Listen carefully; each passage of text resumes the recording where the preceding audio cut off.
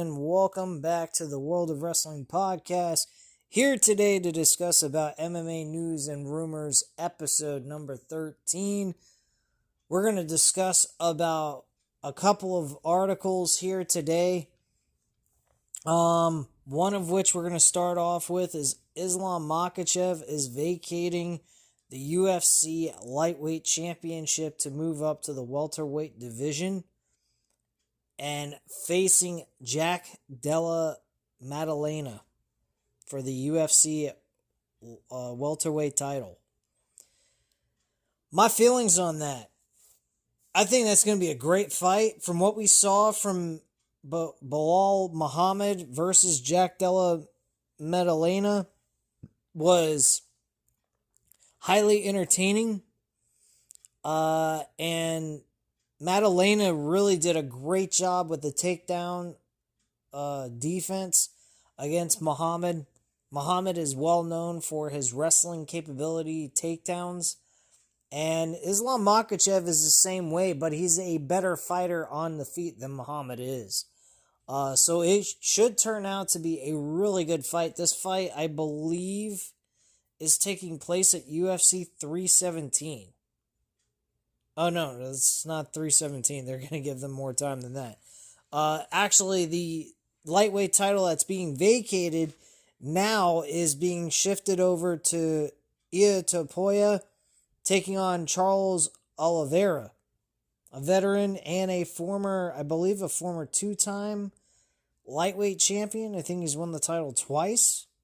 Maybe. I'm not sure. I might be wrong about that. But Topuria is taking on Charles Oliveira for the vacant lightweight belt in the UFC 317 card. That should be interesting. There's also an explanation as to why Islam Makhachev moved up to the welterweight division, which I'll get into in a little bit. So Islam Makhachev vacating his title to make a move to the welterweight division to face the new champion Jack Della Maddalena, which also results in Ilia Topuria taking on Charles Oliveira with the vacated lightweight belt on the line at UFC 317. In the wake of the UFC CEO Dana White announcing those fights and so much more, including a date and location for Dricus du Plessis versus Khamzat Chimaev. I believe I'm pronouncing that correctly. If I'm not, I do apologize. At UFC 319, it will be taking place in Chicago.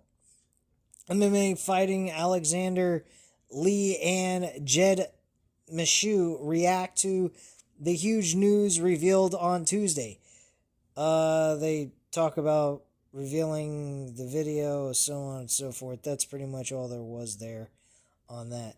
Now let me go ahead real quick and check out the article that I came across. I saw it somewhere.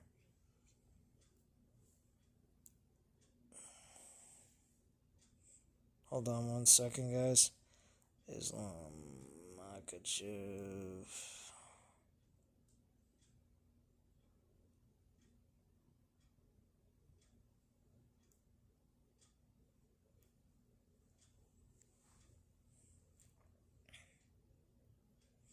Phone's kind of moving slow, guys. I apologize.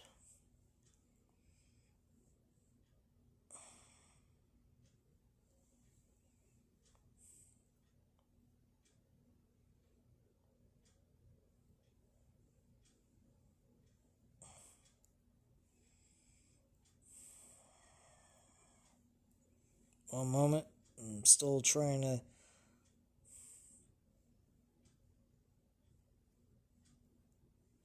find this dang article.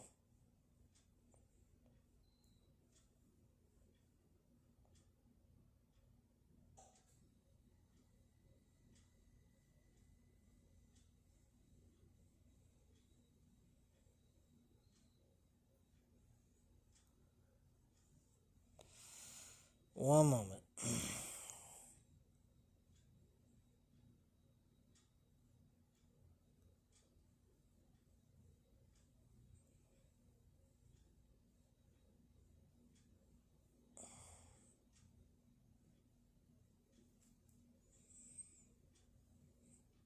All right.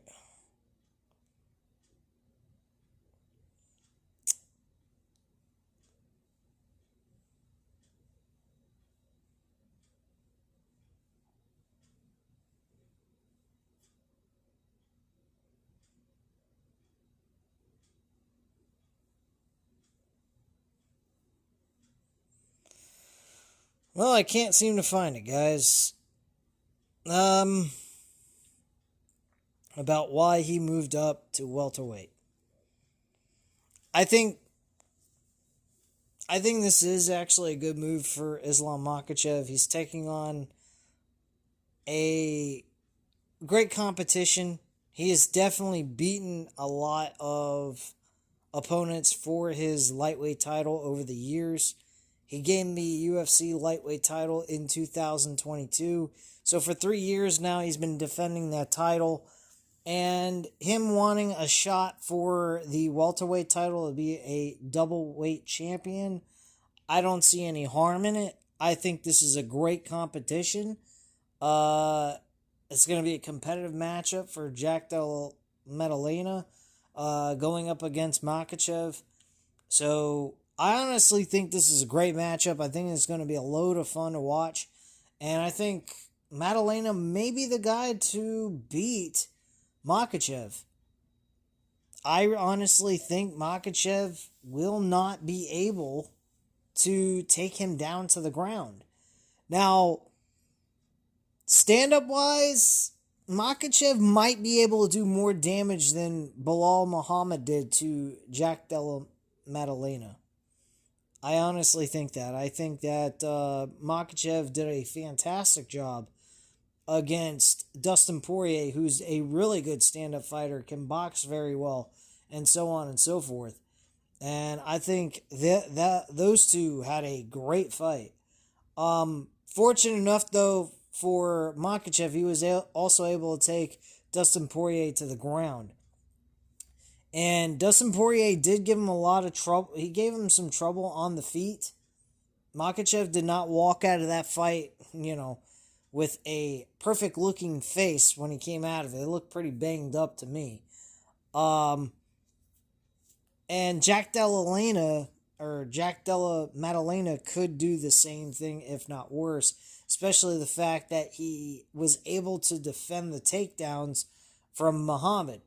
Now, granted, Makhachev might be a level up compared to Muhammad when it comes to the takedown offense, but if Maddalena can actually do the same thing that he did with Muhammad, he could pull this thing off and be one of the few that beat Makhachev in a fight for his championship belt and knock him back down to his lightweight division and leave him empty-handed. In the midst of all that, like I just stated, they are going ahead and vacating the UFC lightweight championship, which Tapoya then does not have a shot at Islam Makhachev unless Islam Makhachev moves back down to the UFC, to the lightweight division.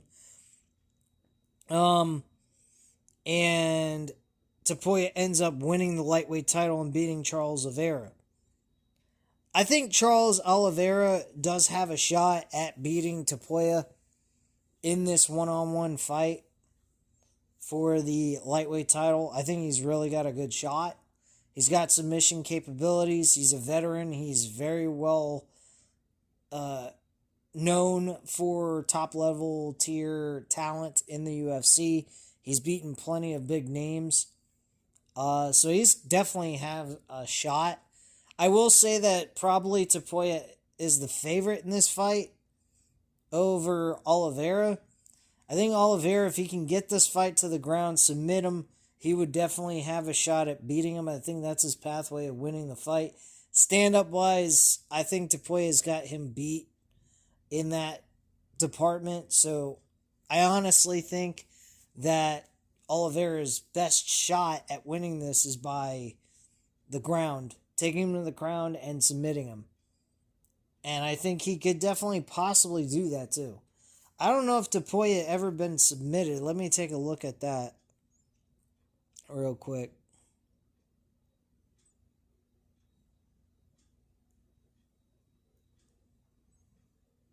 I don't even know if Tapoya has been beaten in the UFC yet. I don't think he has. I think that guy's undefeated.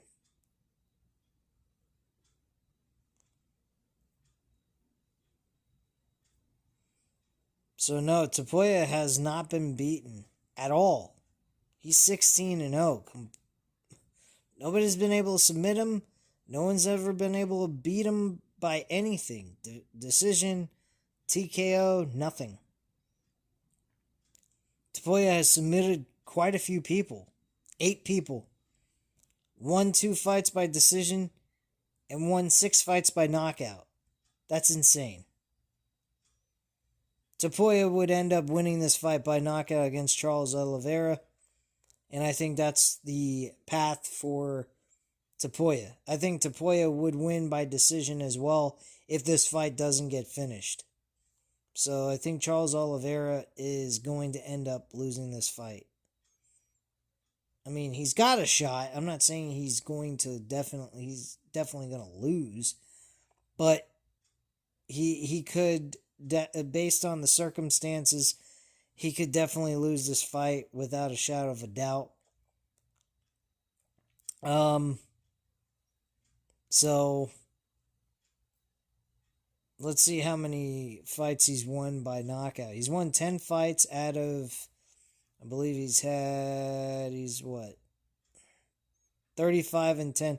So he has 10 fights where he's knocked out his opponents.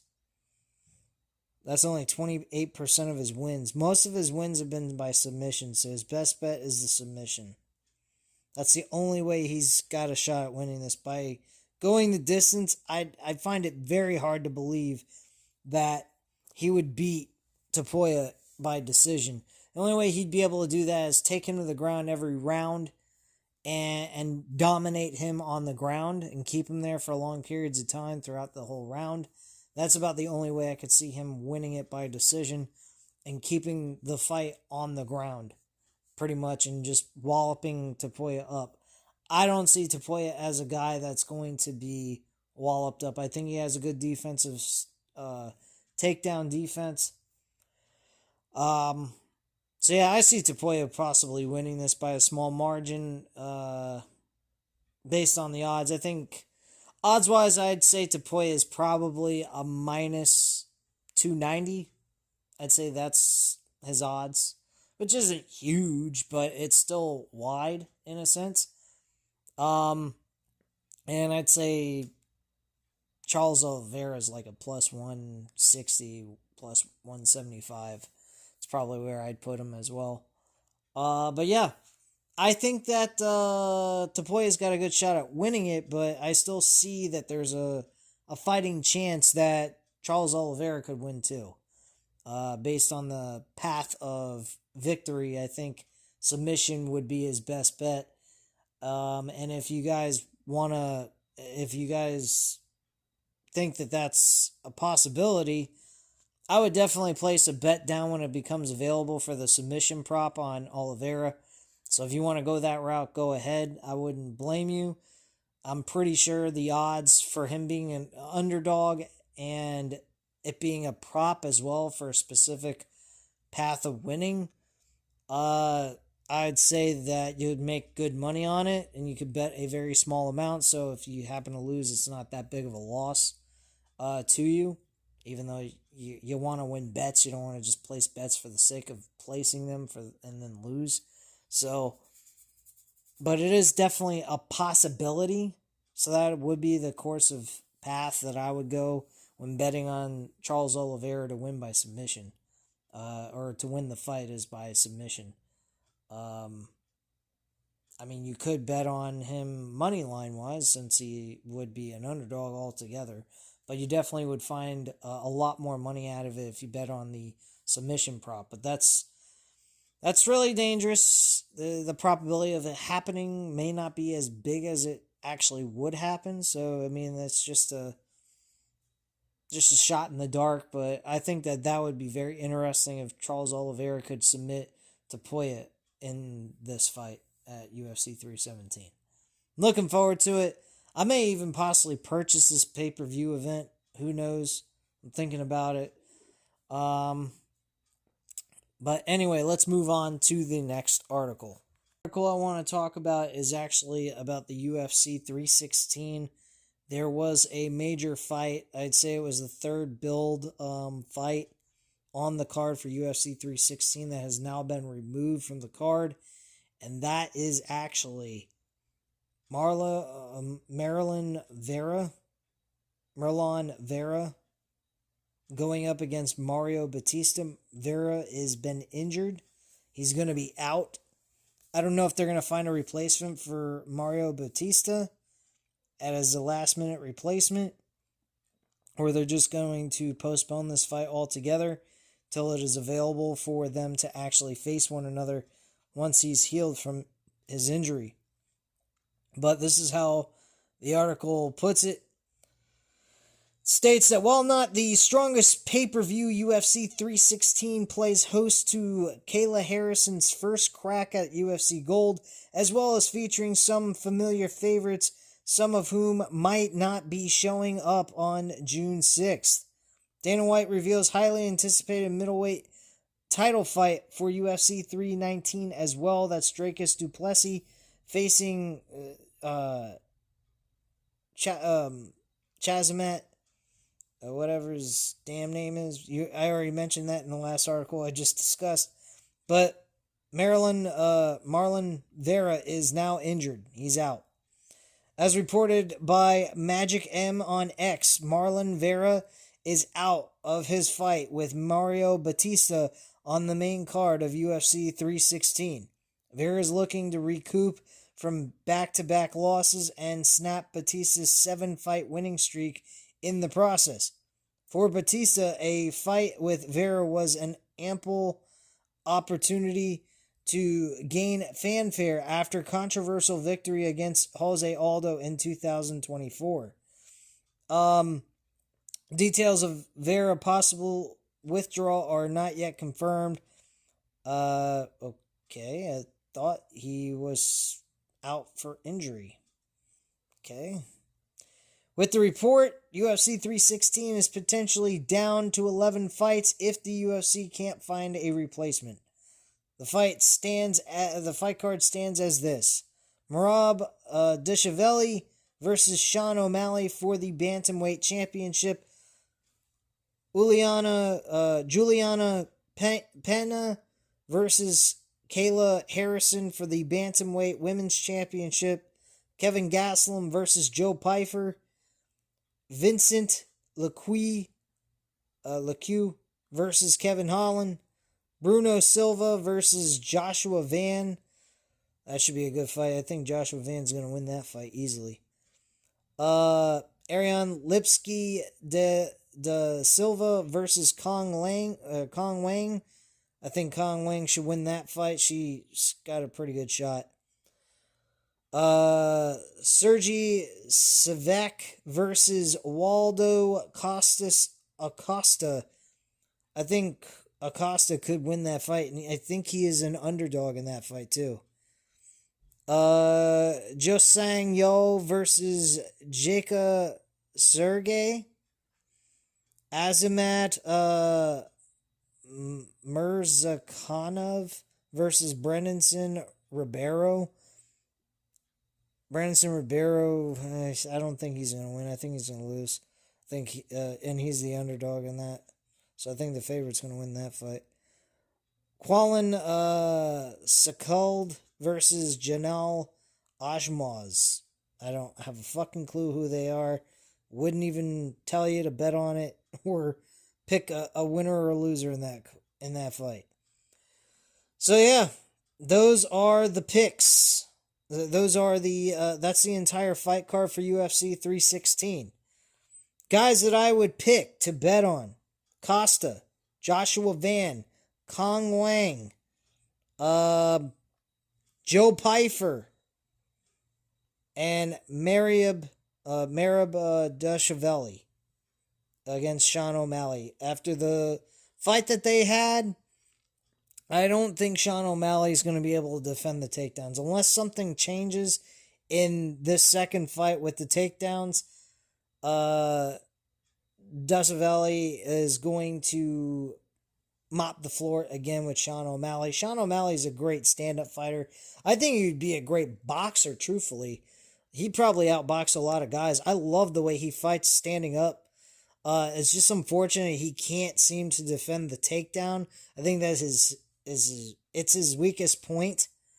And Dashavelli being the level that he's at, wrestling wise, I don't think he's going to be able to. I don't think Sean O'Malley is going to be able to defend the takedowns.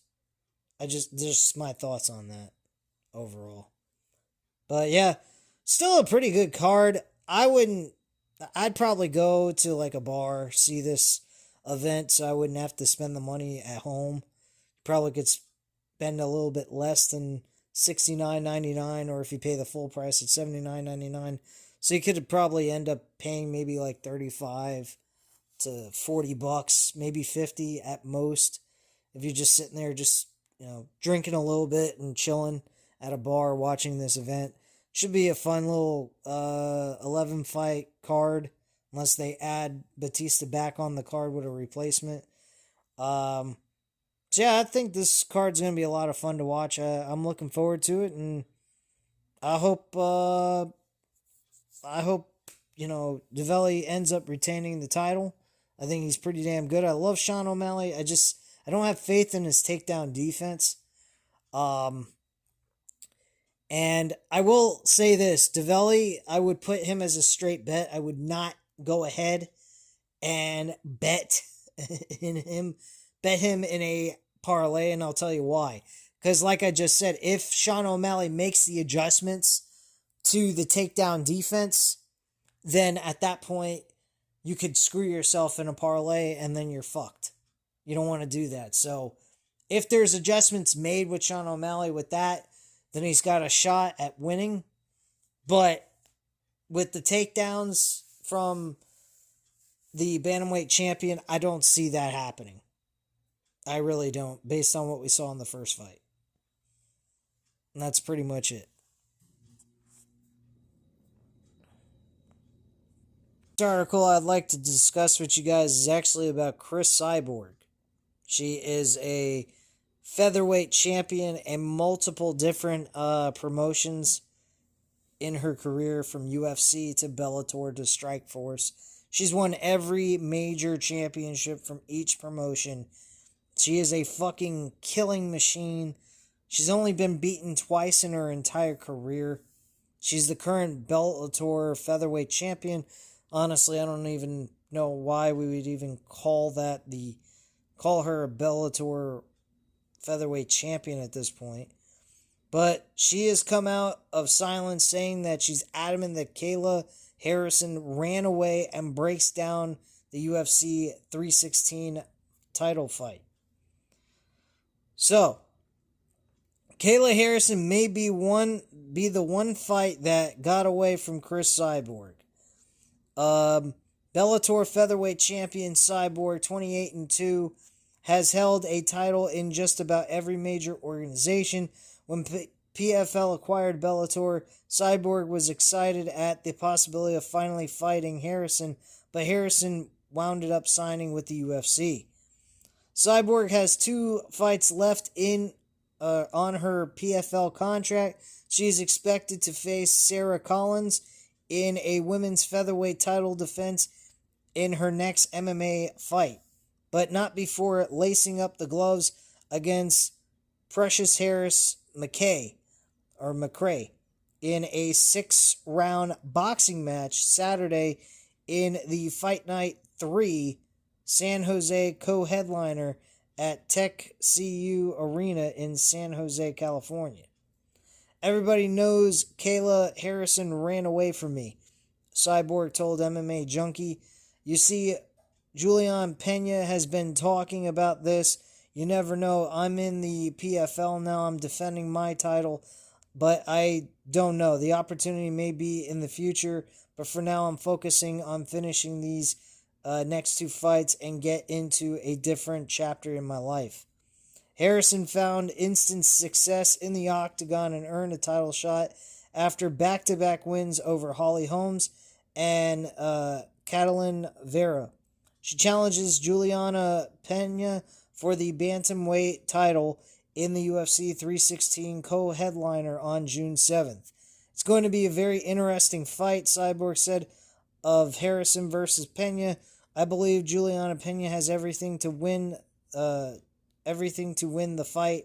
For sure, she has to defend the takedowns of Kayla Harrison, but she has very good wrestling. I actually saw some study we have for Kayla when I was supposed to fight her, and it's going to be a great fight. It's two grapplers. Let's see who's going to have the perfect plan. Let's see who's going to have the perfect plan is going to win the fight. And that's pretty much all she had to say there.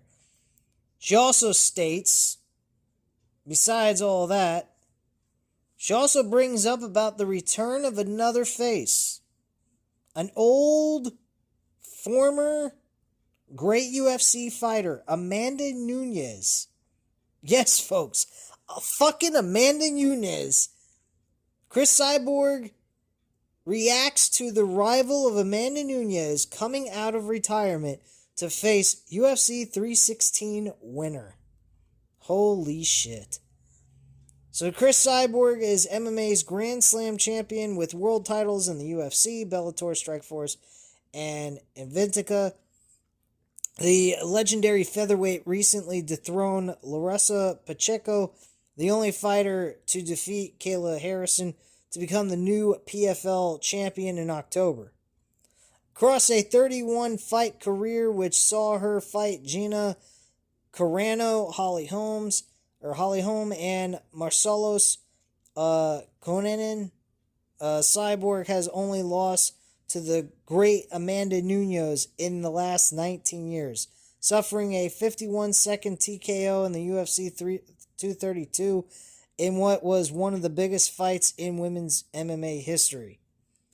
As Cyborg gets ready to retire from MMA with 2 more fights left in her, the retired Nunes looks to return to the UFC after 2 years away. Holy fuck. This is crazy. Cyborg says Amanda Nunes still has the fire in her heart for a UFC comeback. Nunes retired following her 11th UFC title fight over Irene Aldana at the UFC 289 pay-per-view event in June of 2023. Fast forward to last month, and Nunes confirmed she was going to come out of retirement to fight the winner of the next bantamweight title fight between former foe Juliana Pena and former teammate Kayla Harrison at UFC 316. I saw she's saying that she's going to come back and maybe fight between Pena and Kayla. And Cyborg told this to Bloody Elbow Insider. When you're a fighter, you always want to fight. I believe she still has that fire in her to come back. Let's see what's going to be her next exciting fight. As for Cyborg, the 39-year-old veteran says she has 2 PFL fights left before MMA retirement and plans to win a boxing title someday. Cyborg returns at Fight Night San Jose this weekend to face 4-1 boxer Precious Harris McRae, which I already mentioned. And the rest of this is just kind of repetitive on what I stated before. But, yeah, I think that's crazy. Amanda Nunes coming out of retirement to face fucking the bantamweight champion, whoever that's going to be, between Harrison and Pena. Holy fuck. That's going to be crazy. I think Kayla Harrison's going to win that fight. I really do. I wouldn't put money on it because I still need to get some idea on what these two women are, but based on her her record and everything else and what she's been doing in her career, she seems like a very hard person to beat, really, at the end of the day, based on the record alone. But you can't go based off of records in the UFC because records can just get you so far. It depends on the level of competition that you face as well. So that's something to take in consideration. So I'm just going to do my research, find out how everything is, get other people's opinions and see what they think, and then go from there and see what the case may be. But me personally, I think Kayla Harrison would be my pick to win this fight overall. This is further details about the UFC 319 title defense that Dricus du Plessis is going to defend the middleweight title against Kazmat or Kazat Kamazat Chimez at UFC 319 and go over that with you guys. So these two are going to lock horns at UFC 319 on August 16th at United Center in Chicago. That's going to be a good one. Just the main event alone is fucking good. So it's the UFC's first trip to the Windy City since UFC 238 in 2019. Undefeated since joining the UFC in 2020, du Plessis won the middleweight title in 2024, taking a split decision over Sean Strickland in UFC 297. He then successfully defended the title with a 4-round submission of Israel Adesanya at UFC 305 last summer. Most recently, du Plessis solidified his hold on the middleweight title with a unanimous decision win over Strickland in their rematch at UFC 312 in February. Breakout star of 2020, the unbeaten Chimez, has long been considered a favorite to hold the UFC gold, but struggled with the availability in recent years. When Chimez has made it to the cage, he's been electric with 8 wins inside the octagon, 6 by stoppage. Most recently, Chimez submitted former middleweight champion Robert Whittaker in the first round at UFC 308 in the 2024 Submission of the Year, finally earning his crack at the title. And that was pretty much all that's stated. I stated this once before. Chimez could definitely win this fight. If he can get Dricus du Plessis down to the ground and keep him there, I think he'd definitely win this fight overall. I think he has the capability of doing so, but I would not bet against du Plessis either.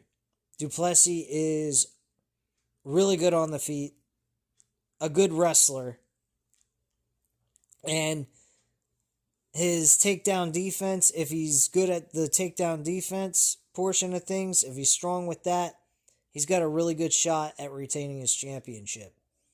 All he has to do is keep this fight on the feet. If he can do that, he's got a good chance at winning. He's got to keep this fight on the feet because he's better at fighting on the feet than Chimez.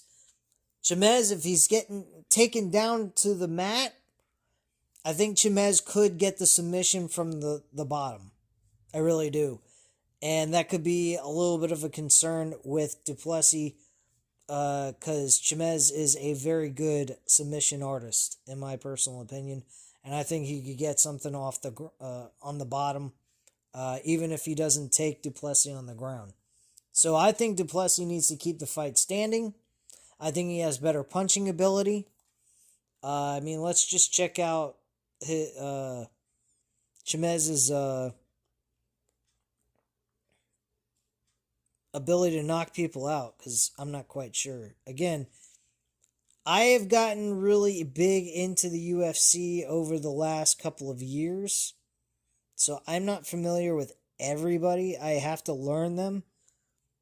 So I'm not like, a UFC, MMA aficionado.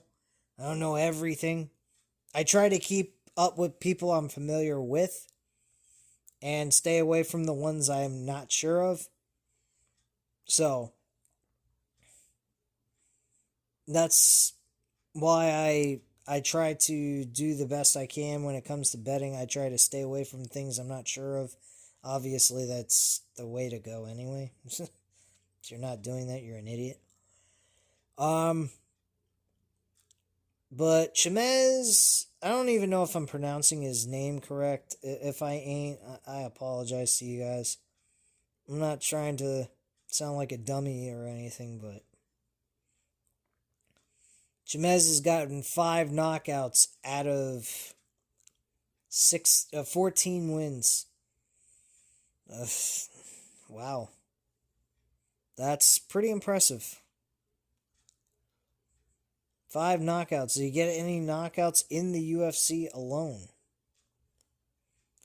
Yeah, he did. He got a face crank. Oh, that's a face crank. Never mind.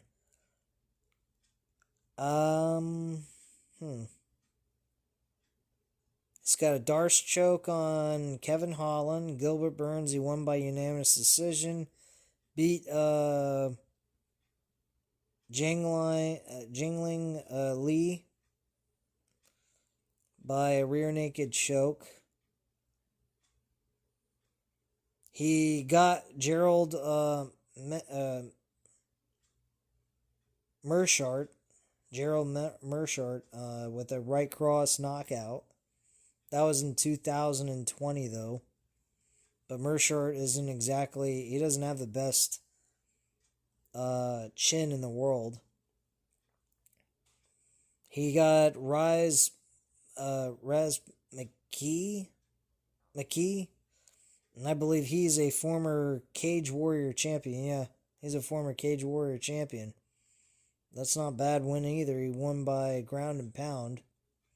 So he gets his opponent to the ground and he beats the shit out of him. You got trouble. He was in Brave CF. He got an uppercut knockout. Not too many knockouts though. I mean, I'd say he wins by submission if he was to get this to the ground, or just by decision by wrestling him to death and keeping him there if he can. So yeah, I think Dracus du Plessis, he really needs to keep this fight standing. And with his unorthodox fighting capabilities, I think he could give trouble to Chemez, but Chemez has got such great wrestling capabilities. He's just way above. I think he's probably one of the best wrestlers in this promotion right now. He's just really hard. I was surprised how well and how easy he just took Robert Whittaker to the ground like he was nothing. He beat his ass. So, very impressive win by Chemez against Robert Whittaker in his last fight. And this one could be another impressive fight, or he might get surprised and du Plessis might beat his ass for 5 rounds and win by a decision standing up. Again, like I said, if this fight stays on the stays standing up, du Plessis has a really good chance at winning this fight, without a shadow of a doubt. But that's depending on how well he can defend the takedown by Chemez. So, just my viewpoint on that, guys. At this point in time, there's nothing else really I have available or looked up to do further discussions on MMA news and rumors. So at this time, you know what to do. Hit the like button if you like this video. Hit the subscribe button if you're not already subscribed to the channel. And leave a comment down below. I'll definitely get back to you on that. Thank you guys very much for watching. And have a great night, guys. Bye.